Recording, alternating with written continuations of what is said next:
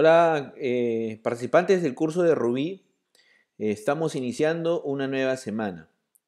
Ruby es conocido por ser un lenguaje relacionado al paradigma orientado a objetos, pero también, ¿no?, posee un soporte al paradigma funcional. En esta semana vamos a mostrar justamente esos conceptos relacionados a la programación funcional y explicar, ¿no?, también cómo el lenguaje Ruby lo soporta, ¿no?, y nos ayuda a crear código más legible, ¿no?, que sea mucho más fácil de mantener y obviamente más eficiente. Pero la pregunta de cajón es, ¿qué es programación funcional? ¿No? Venimos escuchando incluso los Java developers mucho sobre eso porque ha aparecido pues lenguajes como Scala, ¿no? Y fundamentalmente la programación funcional es un paradigma de programación que trata a la computación como una colección de funciones matemáticas, ¿no?, con la capacidad de evitar, por ejemplo, la mutabilidad de estado.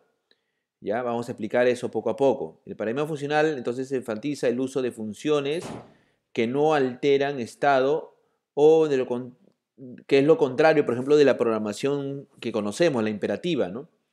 El paradigma fue creado más o menos o fundamentado en el año 1930, ¿no?, con el Lambda Calculus, un sistema formal desarrollado para investigar, por ejemplo, la definición de funciones, aplicación, ¿no?, de ellas.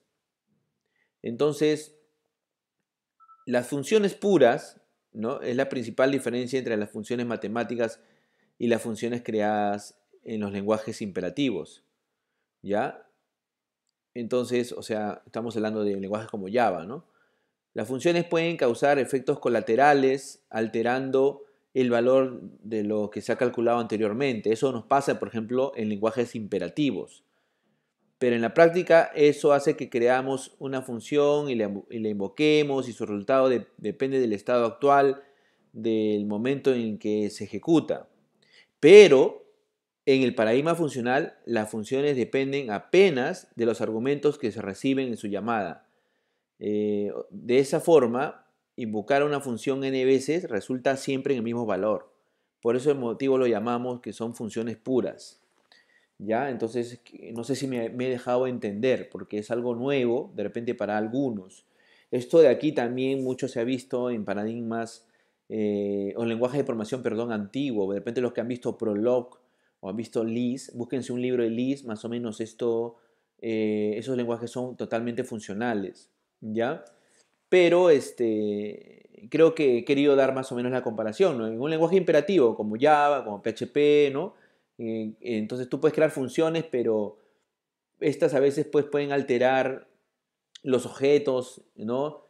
Crean dependencias, mantienen estado, etcétera. En cambio, las funciones puras, lo único que reciben son sus argumentos y ahí adentro, así lo invoquemos muchas veces, siempre va a hacer lo mismo, ¿ya? Eh, entonces, eliminar los efectos colaterales, eliminar los objetos colaterales hace que sea fácil entender el comportamiento del programa y también evita preocuparnos cuando tenemos código que está siendo ejecutado paralelamente. Pues nuestro código naturalmente se torna lo que le llaman tree set, ¿no? Seguro, ¿ya? El lenguaje Ruby contempla varias características de funciones puras y vamos a tomar como ejemplo un string, ¿ya? Vamos a tomar como ejemplo un string. Por ejemplo, vamos a ponerle aquí José o Joe, ¿ya? Y le vamos a decir que nos ponga el nombre y lo pase a mayúsculas, ¿no? Ya saben cómo va a salir. Y el nombre, ¿ok? Entonces, el código que hemos creado es una variable que posee el valor Joe. La llamada de método case, en lugar, ¿no?, de alterar la variable para guardar el valor Lucas, retorna un nuevo string con el valor en mayúsculas, ¿ya? Entonces podemos confirmar este comportamiento en la línea creada, ¿no?, en la llamada del método case que imprime el valor de la variable en mayúsculas, que es exactamente el mismo valor que definimos en la aclaración de variable, ¿no? Entonces, Por ejemplo, miren, vamos a poner acá otra vez nuestro famoso test1.rb, ¿ya? Y lo vamos a ejecutar, ¿ya? Aquí déjenme un ratito que haga un lugar acá. Claro. Tengo que pasarme a mi carpeta. ¿Ok? Uy, ¿qué pasó? ¿Dónde he creado test1? A ver, a ver. Creo que no lo he guardado en downloads o sí. Ah, test1rb. No, cancel, ¿no? Ya, test funcional 1 RB. Ahí está, para acordarnos que estamos viendo el tema de programación funcional. Uy, que nos estaba viendo un videito de Yuk. A ver, Ruby, test1, test fun1 RB.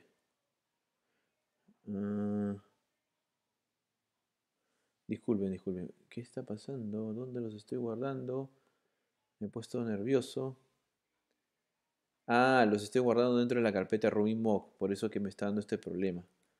Test1RB. A ver, vamos a volver a intentar. Ya, ahora sí. Ahora sí está en downloads. Vamos a borrar aquí. Ahora sí. ¿No? Ahora sí, ahora sí, ahora sí está bien. ¿Ok? Ok, entonces, pero miren. El método case, por ejemplo, es una función pura. Porque si ustedes se han dado cuenta, no ha modificado la variable nombre. ¿Ya? No ha modificado la variable nombre. Entonces, no importa cuántas veces yo lo invoque, va a retornar siempre el mismo valor y no causa efectos colaterales. ¿Ya?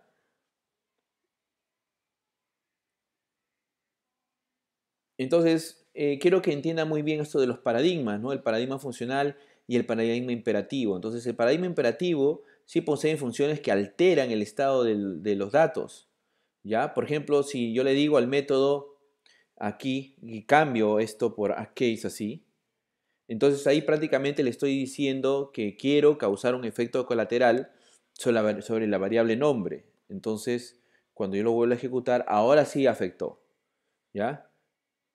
Entonces, el método case no es un método funcional puro, porque posee efectos colaterales que alteran al string dentro de la variable de nombre. Por eso siempre hay que utilicemos el signo de interrogación al final, hay que tener cuidado. Ojo, hay que tener cuidado.